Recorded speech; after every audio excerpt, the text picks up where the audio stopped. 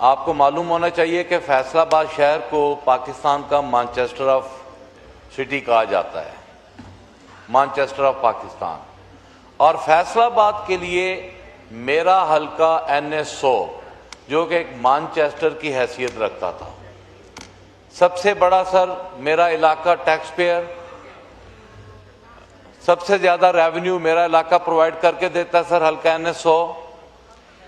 मेरा सर इलाका power loom industry को लीड करता है, किसान को, ज़राअत को लीड करता है, लेबर क्लास जो कि है वो कसीर तादाद में मेरे हल्का में रहाइश पजीर है।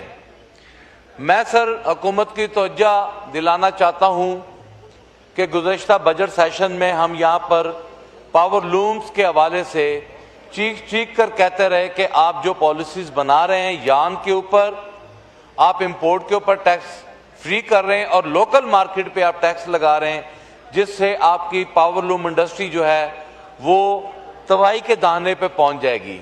लेकिन बदकिस्मती से सर हुकूमत ने हमारी एक ना सुनी और आज वो दिन आ गया कि आपकी पावर लूम इंडस्ट्री जो कि आपका एक बेहतरीन सोर्स ऑफ रेवेन्यू है, जो कि फैसलाबाद और पूरे पाकिस्तान को सपोर्ट करता है, आप यकीन करें कि वो दिन ब दिन कोलैप्स की तरफ जा रही है।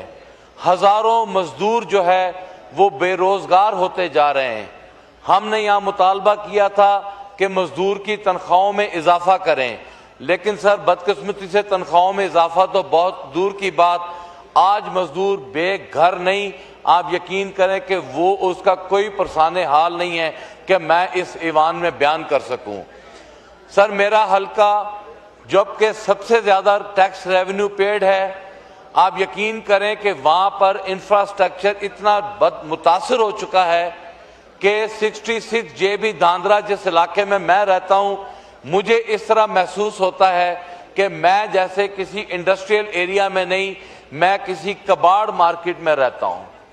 वहाँ पर इन्वायरमेंट के बुरे हालात, वहाँ पर सर इंफ्रास्ट्रक्चर, सड़कों के, ड्रेनेज के इंतहाई बुरे हालात, सिर्फ नज़रअंदाज किया जा रहा है कि क्योंकि वो मेरा इलाका है, मेरा गांव है, वहाँ से मुझे जीत हुई थी। इसी तरह सर 67 JB सदार जो कि एक बहुत बड़ी आबादी है, वहाँ का एक मलकाबाद का एरिया है जो कि बहुत बड़ी तादाद में लोग वहाँ पर मुकीम हैं, लेकिन बदकिस्मती से वो सारे के सारे आज मानसून के बाद डूबे हुए हैं और अभी तक डूबे हुए हैं।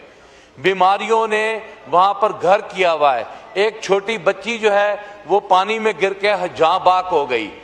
सर इस तरह के हालात जो हैं, मेरे हल्के को विक्टिमाइज किया जा रहा है, नज़रअंदाज किया जा रहा है कि वहाँ पर उन लोगों ने मुझ पे एतमाद किया, पाकिस्तान तहरीक इंसाफ पे एतमाद किया। सर मुझे 1-2 मिनट दे दें, मैं आपका इशारा समझ गया हूँ, लेकिन मैं ज्यादा लंबी बात नहीं करूंगा। आखिरी बात करें, पॉइंट ऑफ ऑर्डर। सर आपने सर यहाँ पर एक मरतबा डिप्टी स्पीकर सर मैं आपकी तवज्जो चाहूंगा, सर आपकी तवज्जो चाहूंगा, आपने यहाँ पर एक रूलिंग दी थी। रूलिंग ये दी थी कि फैसलाबाद से मुल्तान की तरफ जो मोटरवे जा रही है वो इंतहाई टूट फूट का शिकार है। वो आज GT रोड से भी उसका बुरा हाल है। आप भारी भरकम सर वहाँ पर फाइन्स ले रहे हैं, वहाँ पर आप जो टोल प्लाजा की जो कीमत है वो आप लोगों ने बढ़ाई है, उसके बावजूद भी मोटरवे जो है वो तबाही के दाने पे पहुंची हुई है। तो सर मैं इस ईवान में मैं चाहता हूं कि ये इन चीज़ों को लुक आफ्टर करें, देखें। पाकिस्तान के हालात बहुत मुतासर हैं, किसान तबाही के दाने पे पहुंचा हुआ है।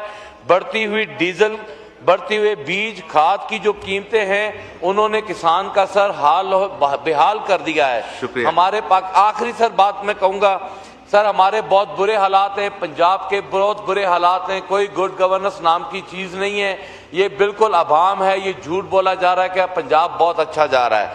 आखिर में सर 14 अगस्त वाले दिन जिस वक्त पूरा पाकिस्तान जश्न आज़ादी की खुशियाँ मना रहा था, सर मैं भी खुशी मना रहा था, लेकिन बदकिस्मती से पुलिस ने मुझे घेरा हुआ था और मैं उस घेरे में खड़े होकर पाकिस्तान का नारा मार रहा था। ये मेरे लिए एक बदकिस्मती है कि आज़ादी के इस दिन पर पुलिस ने मुझे घेरा होता।